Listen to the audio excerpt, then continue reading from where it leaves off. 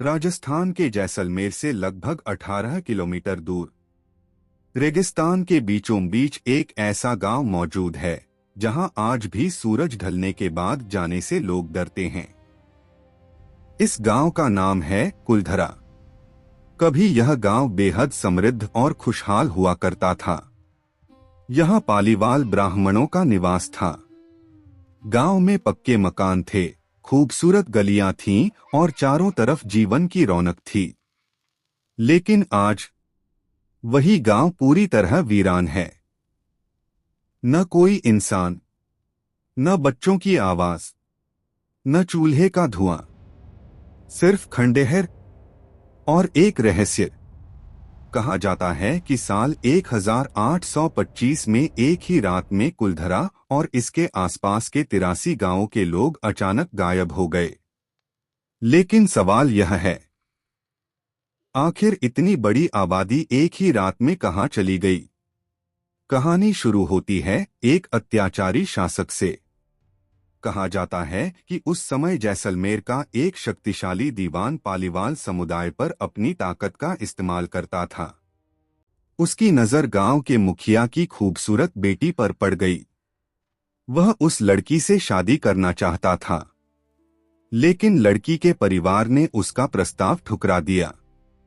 दीवान ने धमकी दी, अगर लड़की मुझे नहीं मिली तो पूरे गांव को इसका अंजाम भुगतना होगा। गांव के लोगों के सामने एक भयानक संकट था। एक तरफ उनकी बेटी की इज्जत और दूसरी तरफ पूरे गांव का भविष्य। कहा जाता है कि दीवान ने उन्हें कुछ समय की मोहलत दी। गांव के बुजुर्गों ने पंचायत बुलाई। रात के अंधेरे में सैकड़ों लोग इकट्ठा हुए। काफी देर तक चर्चा होती रही। फिर एक फैसला लिया गया, हम अपनी इज्जत और आजादी के साथ समझौता नहीं करेंगे। उस रात कुलधरा के लोग अपने घरों से निकलने लगे। कहा जाता है कि उन्होंने अपना सामान तक छोड़ दिया। घरों के दरवाजे बंद हुए, चूल्हे बुझ गए और पूरा गांव अपने लोगों के कदमों की आवाज सुनता रहा। सुबह जब सूरज निकला तो कुलधरा में एक भी इंसान नहीं था। पूरा गांव खाली था। लेकिन कहानी यहीं खत्म नहीं होती।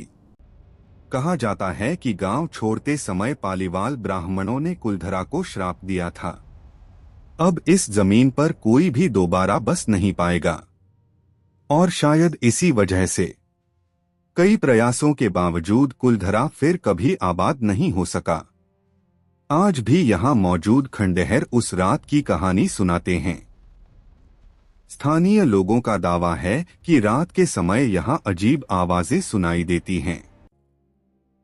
कभी किसी औरत के रोने की आवाज, कभी पायल की झंकार, और कभी ऐसा लगता है जैसे सुनसान गलियों में कोई धीरे धीरे चल रहा हो। कुछ लोगों ने दावा किया कि उन्हें यहां अचानक किसी के दिखाई देने का एहसास हुआ। लेकिन जैसे ही उन्होंने पीछे मुड़कर देखा, वहां कोई नहीं था। कुछ पर्यटकों का कहना है कि कुलधरा में उन्हें अचानक बेचैनी महसूस हुई। किसी को ऐसा लगा जैसे कोई उन्हें देख रहा हो। और कुछ लोगों ने तो यह भी दावा किया कि उन्होंने पुराने घरों के अंदर से फुसफुसाने की आवाजें सुनी। हालांकि इन दावों का कोई वैज्ञानिक प्रमाण नहीं है। इतिहासकारों के अनुसार पालीवाल समुदाय के गांव छोड़ने के पीछे केवल एक व्यक्ति का अत्याचार ही कारण नहीं था। कुछ शोधकर्ताओं का मानना है कि बढ़ते कर, पानी की कमी, आर्थिक परेशानियां और राजनीतिक दबाव भी इसके पीछे जिम्मेदार हो सकते हैं। लेकिन एक बात आज भी रहस्य बनी हुई है, आखिर इतनी बड़ी संख्या में लोग एक साथ कहां चले गए?